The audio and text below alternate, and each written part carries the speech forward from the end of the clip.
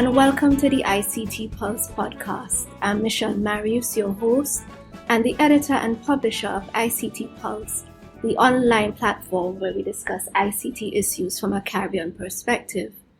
Joining us today is tech entrepreneur Larren Peart, Managing Director of Blue Dot Data Intelligence, a research and advisory firm based in Jamaica. Larren, welcome. Hi, Michelle. Thanks for having me. All right, let's just jump right in. So, Larren, take us back. Why did you start Blue Dot Data Intelligence? I was tired of working for people. Just kidding. I started Blue Dot because I realized that there was a huge gap in the market, in the research world, where a lot of the traditional agencies that were still collecting data with pen and paper and at high cost, and I figured that with my background in IT, there must have been an easier way and more cost-efficient way to collect data. So that was the primary purpose. So Blue Dot Data Intelligence, it focuses on research and data intelligence, but what does that really mean? So on the research side, we do everything from your traditional research, but using tablets that collect data in real time, to what is called consumer neuroscience, which is essentially trying to figure out the motions or the motives, that influence decision making via studying the brain physiological responses. So we monitor heart rate, pulse, brain activity, sweat, or what's called galvanic skin response, and we do eye tracking as well. So that is on the non-traditional research side. And then on the data side, we do everything from data analytics to data mining to actually brokering data, everything data related. And what have you found in terms of the demand for such work within the region? So I'd like to say it's been easy, but it's been an uphill battle, well, mostly up until recently, because what we did was we brought first world technology to the third world, and that is always a challenge. A lot of the companies or the legacy companies, who tend to be the larger companies, they are accustomed to, one, making decisions off of gut or instinct, and two, just using the traditional methods of data collection, which in fact are skewed and in most cases not as accurate as it could be. So who are your customers? Not necessarily in terms of names, but are they limited to Jamaica? Have you had any success in the region internationally so far? So the plus side to our methodology and our approach in terms of adding all of this new technology has been that after we get the real and proper opportunity to show the clients how much more insight they can derive from what we do, then it becomes an easier sell. So we've been lucky enough to work with a lot of the larger companies in Jamaica, and I'm very happy to say that we recently have branched out into Barbados and Trinidad in terms of having physical presences in those countries now. So it's very exciting times for us at this point. Oh, great. Was Blue Dot your first foray into entrepreneurship? Did you grow up, being, entrepreneurially inclined? Well, I was always that kid selling lollipops and biscuits and whatever I could. So I was that, selling whatever I could in prep school, and then when I got to high school, I had a sound system in Montego Bay and used to put on parties. So that was my first actual foray into business, and I learned a lot from that actually. So when you now decided that, having been in paid employment for a fair number of years, although you said before that you were just tired of being in paid employment, I'm just trying to understand, was that really all that it was in terms of jumping from, a short paycheck at the end of the month, or however frequently one gets paid, sleepless nights of worrying about payroll and commitments, etc. Right. So I was lucky enough at my former employer to have a really good mentor in my boss, Doug Halsall at the time. And I like to say that working at AIS was my university, because I never ended up going to university or getting a degree or anything like that. So I learned a lot from him. But I was also working very, very hard. I had sleepless nights there as well, just working very hard. And actually, not having a degree actually had me even working even harder because I always had to stay ahead of my employees or direct reports who had master's degrees, etc. So I was always had to be a step ahead of them. Okay. But then it came to a point where I realized that, or I figured that if I'd worked half as hard for myself as I did for my then boss, now mentor, then I should be able to make it on my own. But little did I know that I'd be working a million times harder. I can appreciate that. Yeah. So just jumping off from that now, having started Blue Dot, and just for those who may not know, I think Blue Dot was started in about 2016, at least formally. 2015 formally. So you've been in business for a few years now, and was there ever a time when you probably felt as if, what have I done? The business seemed to be at risk of probably going down in flames and taking you down with it as well? Yeah, I mean, that happens every day. Every single day, at least it's just such a roller coaster. I mean, I question myself all the time. Ambition. I like to say ambition is a weight, and yeah, it's just a roller coaster. It's just so hard, and you set all of these goals for yourself, and you have to meet them. And now you have employees who need to get paid, and you have to find a way to pay them. And then especially, being a young entrepreneur, and there's a lot of legacy research companies who have established relationships with clients, etc. So that was that's always a challenge. But I think our competitive advantage has allowed us to work with a lot of really large companies. So we're good. So being a young entrepreneur, did you find, or do you still find that you're not taken seriously, or especially based on the field that you're in is cutting edge, and here it is, one might expect whether or not you have to go to meetings with somebody with gray hair, or somebody who may have a greater presence or reputation than you. What has been your experience as a young entrepreneur? So it's funny that you mentioned that. So I remember maybe 10 years ago, I registered and started a company called GoPay, right? And the plan at the time was to ride around with a Palm Pilot and collect bill payments. Okay. Right. So this was, of course, before internet banking and online payments, etc. So I remember, this is a sidebar, but at the time, Rodney Davis was the president of Cable and Wireless. Okay. And he had an innovative calling program where you could call in and ask many questions. So I called in on the radio, I think it was, and pitched the idea to him. And he said, "Wow, this sounds great. Bill payment is a issue for us. So yes. So why not come in?" And there were some emails back and forth between myself and one of his charges at the time, and everything was good and positive until I went in by myself. I probably was 21 or 22 at the time, and it just went cold afterwards. So I definitely learned my lesson from that. I mean, it took me a while to figure it out, but I learned my lesson afterwards, and now I have a balanced team of young and older experienced individuals. Okay.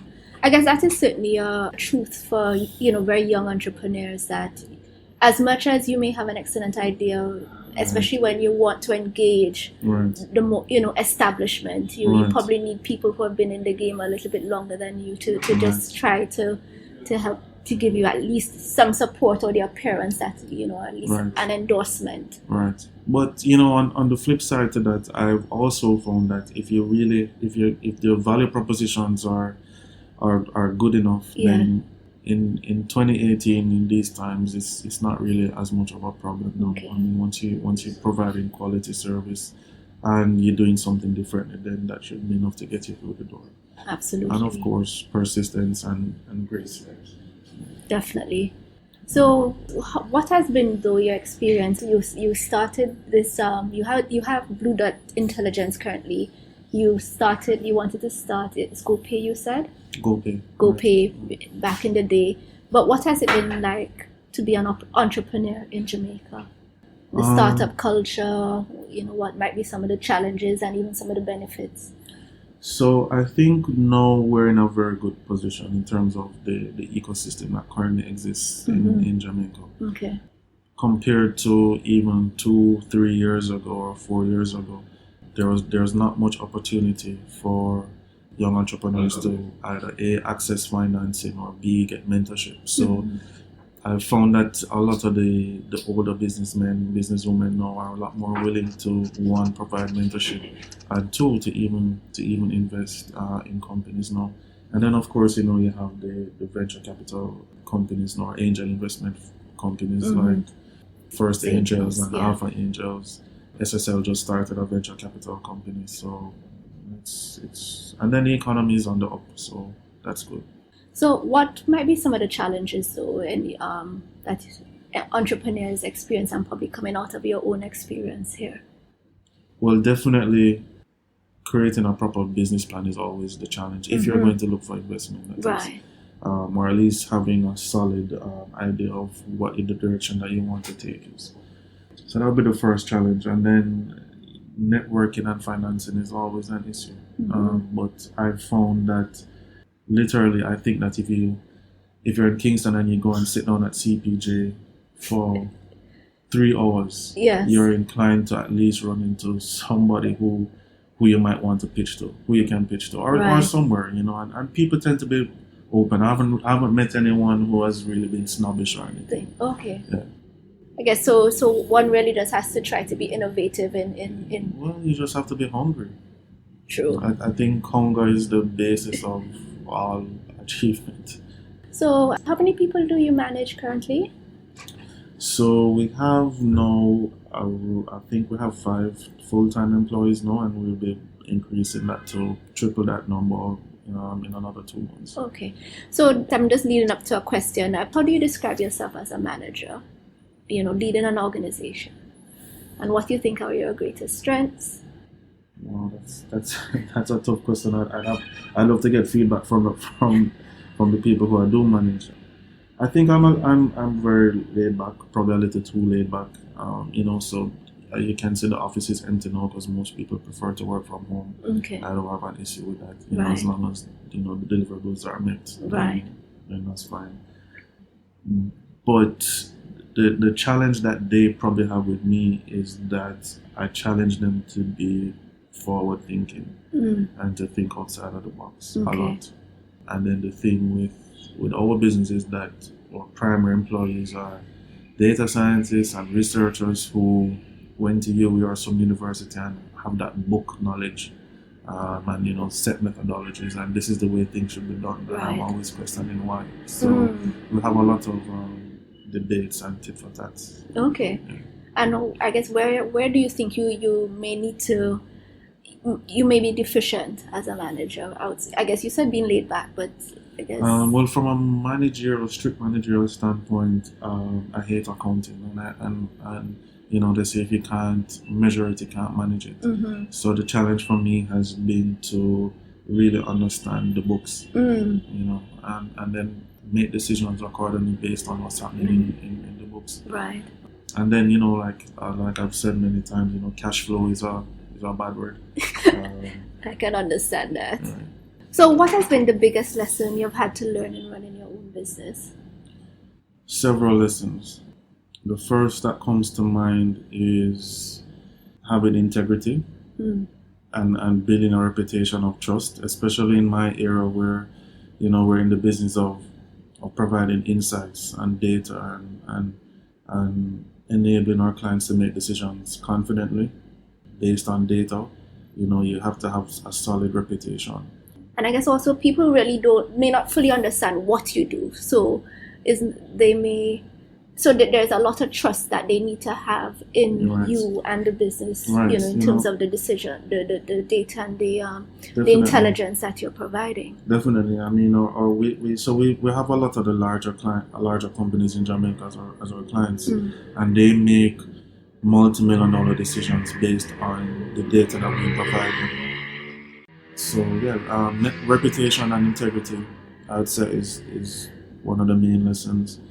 And then 2 would be relationship building, and how important that is. Mm.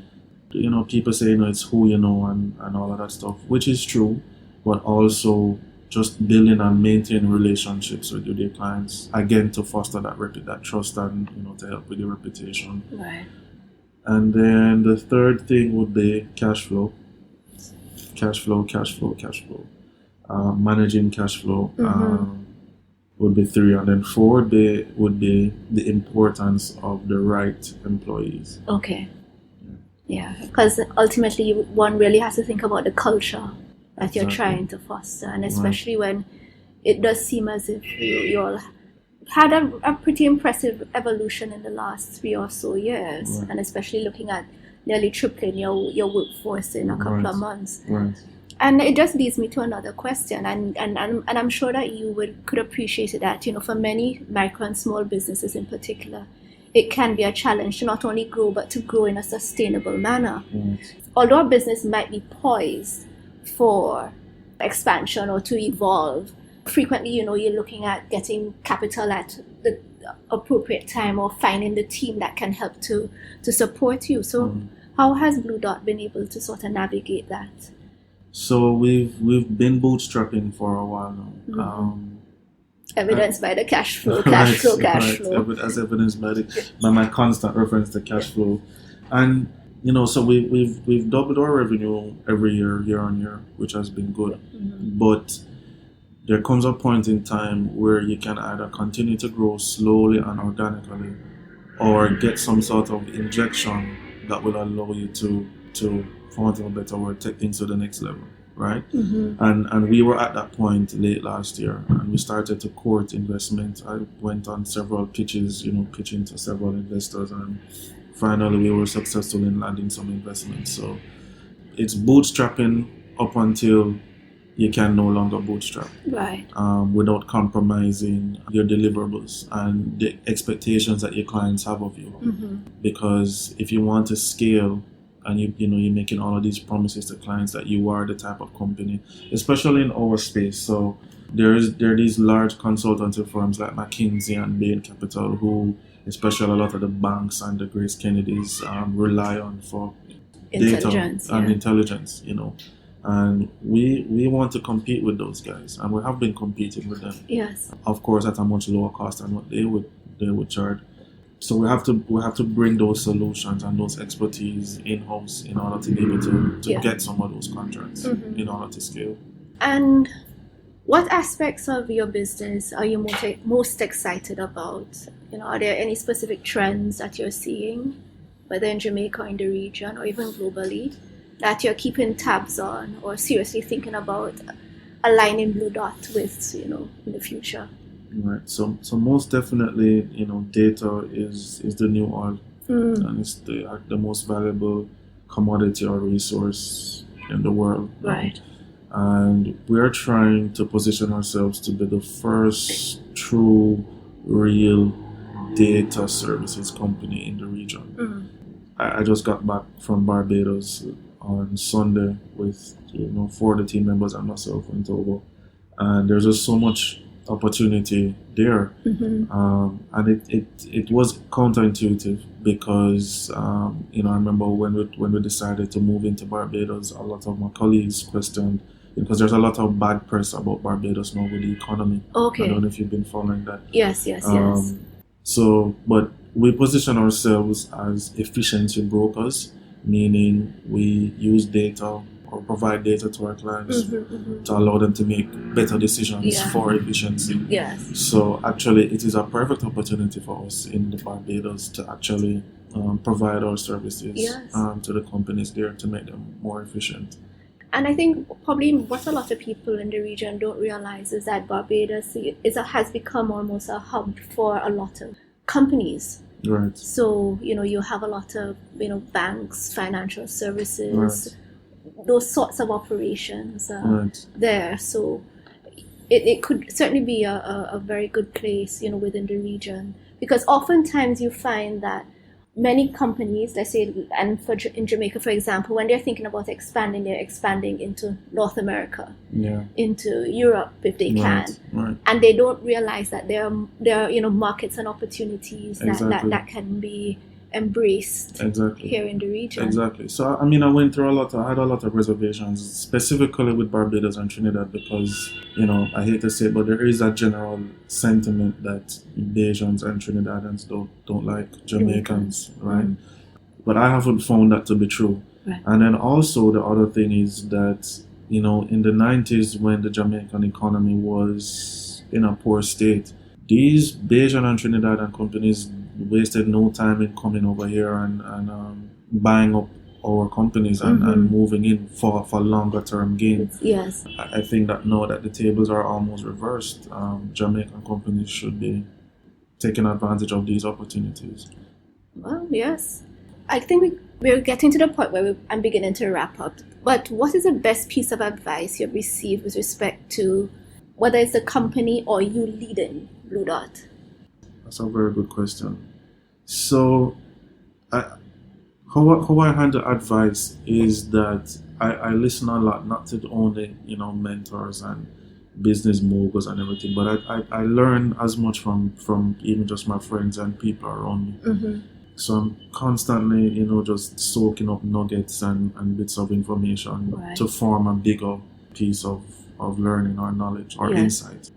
If I were to narrow it down, I think it would be just what everybody says, that you have to have grit.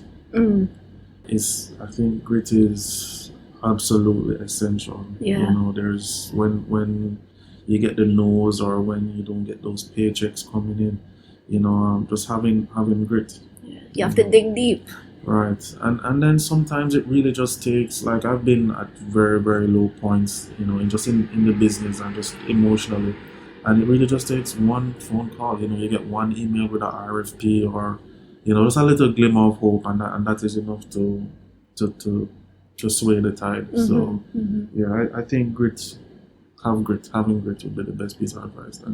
Stick-to-itiveness. Yeah. And are there any books or other resources that you find yourself returning to or even recommending to friends? So I've read quite a few books of late. The most interesting one would be 0 to 1 by Peter Thiel. He was one of the founders of PayPal and Square and those companies. That book speaks about having serious competitive advantage, And then one of the things my ex-boss, Doug Hauser, used to say is, if you compete on price, then only the customer wins. If you consistently add value to your product and your services, then you don't compete on price anymore. You're gone into value pricing at that point in time. So but there are several books. I'm not too much into the self-help books. Understood. I don't personally have a problem with motivation. Bases I have are just more managerial and thinking big enough. Okay, so it's really more about tools, I guess, and probably helping you in terms of strategies. Right. Fair enough. Right. And if you were not involved with Blue Dot, what do you think you'd be doing? Something else in entrepreneurship. Something else. Some other business. I'm involved in a couple other entities as well. I'm just trying to focus on Blue Dot now. But definitely I'll be some entrepreneur in something, buying and selling something, cars or something, anything, whatever to make it happen. Okay. Yeah. Thank you very much. Thank you so much for having me. That's it for today's episode. Thank you so much for listening to the ICT Pulse podcast. You can find links to some of the things we talked about on our website, ict-pulse.com. If you like this episode, please show your support by leaving us a review on iTunes, as it will help others find the show. You can email us at info@ict-pulse.com or drop us a note on our Facebook page, facebook.com/ICTPulse, or via Twitter @ICTPulse. We hope you'll join us again for our next episode. Take care.